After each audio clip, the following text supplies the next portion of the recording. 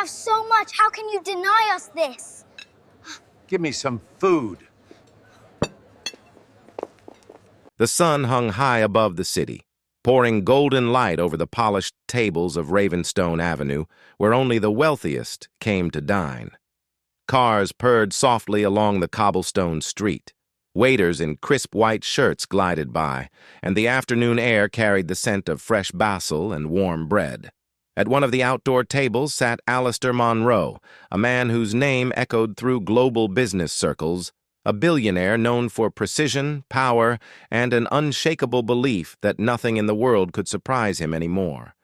But all of that changed the moment a ragged little girl sprinted toward him with fear in her eyes and dirt on her cheeks, her hair messy like she had slept on concrete floors for far too many nights. She raised a trembling hand toward his plate and shouted with all the strength her tiny body had left, "Don't eat that!" If you believe in kindness, compassion, and second chances, don't forget to like, comment, share, and subscribe to Life Diaries. And tell us in the comments where in the world you are watching from. Your support keeps stories like this alive. For a moment, nobody moved. The diners stared, forks suspended midair, shocked that a child in torn clothes had invaded this sanctuary of wealth.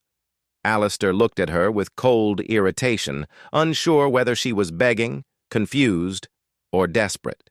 Her clothes were ragged, patched with thin burlap, and her feet were bare and scraped as if she had walked miles. Her small frame shook from exhaustion. She looked no older than 9, but it was her eyes, terrified, urgent, pleading, that made even Alistair pause. Still, he was a man trained to distrust chaos, and chaos was exactly what she brought into his perfect afternoon. Her name was Talia, though she had not spoken it yet, and for the past 3 weeks she had survived by doing things no child should ever have to do, rummaging through garbage, dodging angry vendors, hiding from dangerous men who roamed the abandoned warehouses at night. She had nobody. Her mother had vanished 2 nights ago, leaving Talia with nothing but a small cloth bag filled with stale breadcrumbs, hoping she might find help before it was too late. Just minutes before running toward Alistair, she had been digging through the alley behind the luxurious restaurant when she saw a man slip out of the kitchen's back door.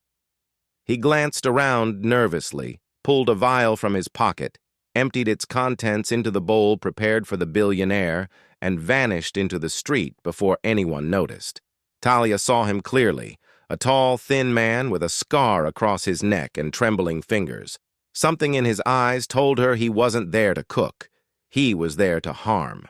She didn't know who the wealthy man at the table was. She didn't know what that powder was, but she had seen enough cruelty to recognize danger, so she ran.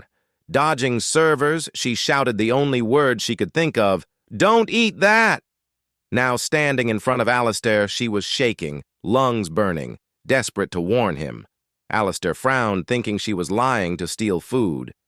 Diners murmured in annoyance. A security guard moved toward her, but as he reached out, Alistair noticed something. Talia wasn't reaching for the food. She was pulling him away from it. There was no greed, no mischief, only fear. He paused, and that pause saved his life. The headwaiter, embarrassed, lifted the plate and sniffed it. Within seconds, his expression changed. His eyes watered. His hands shook. He whispered something to a nearby server who rushed inside. Moments later, the manager appeared, pale, sweating. Then the chef himself came running out, shouting for everyone to step back.